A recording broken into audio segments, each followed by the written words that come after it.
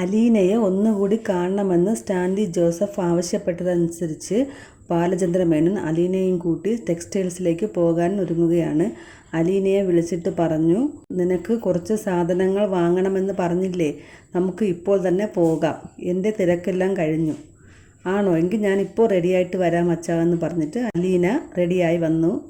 രണ്ടുപേരും കൂടി സാധനങ്ങൾ വാങ്ങാൻ വേണ്ടി പോവുകയാണ്. സ്റ്റാൻലിയെ വിളിച്ച് പറയുകയാണ്, ഞങ്ങൾ കല്യാൺ സിൽക്സിൽ പോവുകയാണ്, നിങ്ങളും ഇപ്പോൾ തന്നെ പുറപ്പെട്ടോളൂ, അപ്പോൾ നമുക്ക് ഒരുമിച്ച് അവിടെ എത്താൻ കഴിയും.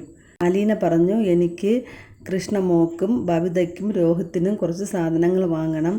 ഞാൻ സ്വന്തമായിട്ടുണ്ടാക്കിയ പൈസ കൊടുത്ത് തന്നെ അവർക്ക് സാധനങ്ങൾ വാങ്ങണം.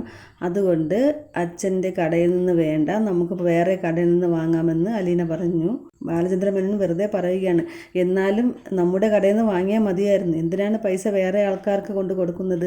അലീന പറഞ്ഞു, എനിക്ക് അച്ഛന് വിശ്വാസമില്ല, അച്ഛൻ പൈസ വാങ്ങില്ല, അതുകൊണ്ട് നമുക്ക് വേറെ നല്ല ടെക്സ്റ്റൈൽസിൽ പോകാമെന്ന് പറഞ്ഞു. ടെക്സ്റ്റൈൽസിൽ എത്തിയപ്പോൾ സെയിൽസ് ഗേൾസ് അലീനയും കൊണ്ട് ചുരിദാർ സെക്ഷനിലേക്ക് പോയി. ബാലചന്ദ്ര മേനോൻ അവിടെ വെയിറ്റ് ചെയ്യുകയാണ്. അപ്പോൾ സ്റ്റാൻലി എത്തി. സ്റ്റാൻലിയോട് പറഞ്ഞു, അലീന ചുരിദാർ സെക്ഷനിലുണ്ട്, അങ്ങോട്ട് പോയാൽ മതി, അബദ്ധവശാൽ തമ്മിൽ കണ്ടാലും കാണാത്തതുപോലെ നിന്നാൽ മതി, അല്ലെങ്കിൽ ഹലോ ഹായ് പറഞ്ഞിട്ട് സംസാരിച്ചാൽ മതി എന്ന് പറഞ്ഞു. അവൾക്ക് സംശയമൊന്നും തോന്നാതെ നോക്കണമെന്നും പറഞ്ഞു. സ്റ്റാൻലി അലീനയുടെ പുറകെ അവളെ തന്നെ നോക്കി നടക്കുകയാണ്. അവളുടെ ഫോട്ടോയും വീഡിയോയും എടുക്കുന്നുണ്ട്. അലീന പെട്ടെന്ന് തിരിയുമ്പോൾ സ്റ്റാൻലി ചുരിദാർ വെച്ച് മുഖം മറച്ചു നിൽക്കുന്നു. അതൊക്കെ നല്ല രസമുണ്ടായിരുന്നു.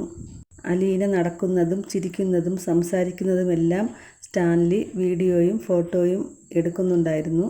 പർച്ചേസ് എല്ലാം കഴിഞ്ഞിട്ട് ക്യാഷും കൊടുത്തിട്ട് അവർ പുറത്തിറങ്ങി.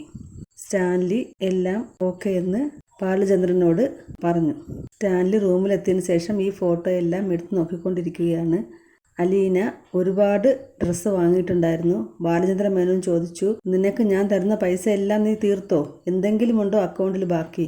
മിനിമം ബാലൻസ് ഉണ്ട് അച്ഛാ എന്ന് പറഞ്ഞു. ഇവളുടെ ഒരു കാര്യം എന്ന് പറഞ്ഞിട്ട് ബാലചന്ദ്ര മേനോൻ ചിരിക്കുകയാണ്.